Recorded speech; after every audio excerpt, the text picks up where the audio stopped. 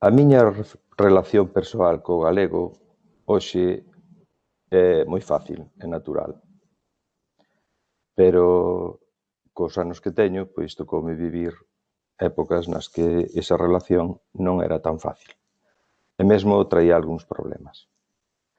Eu nací nunha aldea e o galego foi a miña lingua materna, a única lingua que se escoitaba na casa, que se escoitaba cos veciños e cos amigos e cos compañeiros da miña idade, menos na radio, quizáis.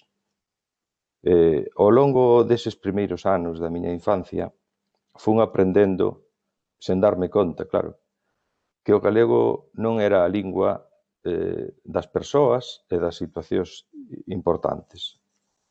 Na escola, cos mestres, na igrexa, co cura, cando ibas ao médico, non se falaba galego. E aos 11 anos fume vivir á vila, deixei a aldea e fume vivir á vila do concello.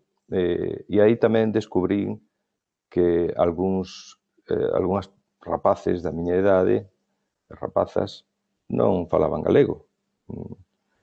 Iso, ademais, pois, tiña bastante que ver coa procedencia familiar. Esas cousas valas interiorizando, vas creando unha idea sobre a lingua que usas que non é demasiado positiva. No instituto, cando cheguei ao instituto en Mondoñedo, tampouco se usaba o galego nas clases, non se falaba galego cos profesores e, por suposto, non se estudiaba galego, non había asignatura de galego. O meu primeiro contacto académico ou de estudio co galego foi xa na universidade. Eu estudiei Magisterio en Lugo e ali sí que tiven a asignatura de galego e foi con eses profesores de galego, con algún en particular, cando eu comprendín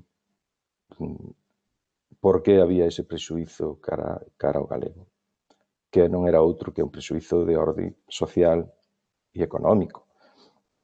E tomei a miña decisión persoal, despois de reflexionar, claro.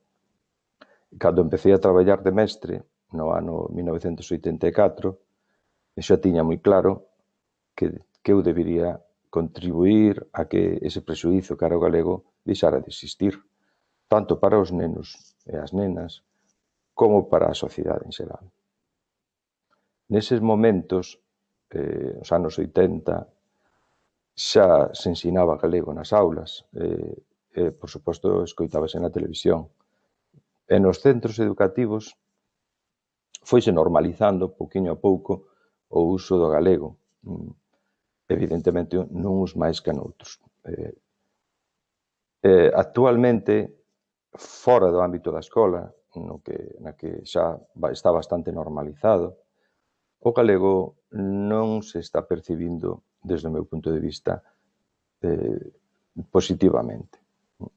Existe aínda e moito a crenza de que usar o galego non abre portas na vida. A min, persoalmente, non me as pechou e penso que me abriu moitas máis das que me pechou. O galego é moi importante por algo moi simple, porque nos identifica, porque é a lingua propia dos galegos. Se nos gusta ser identificados como galegos, que mellor forma de facelo que usar a nosa propia lingua. Ter dúas linguas, ser bilingüe, é unha gran riqueza, en realidad.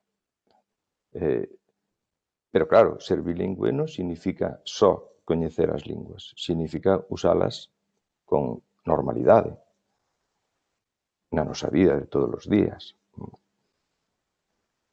A liberdade de elixir que lingua imos usar non se pode cuestionar, pero esa elección debe estar libre de prexuízos, deses prexuízos como os que eu vivín de rapaz, que me levaban a pensar que o galego era menos importante.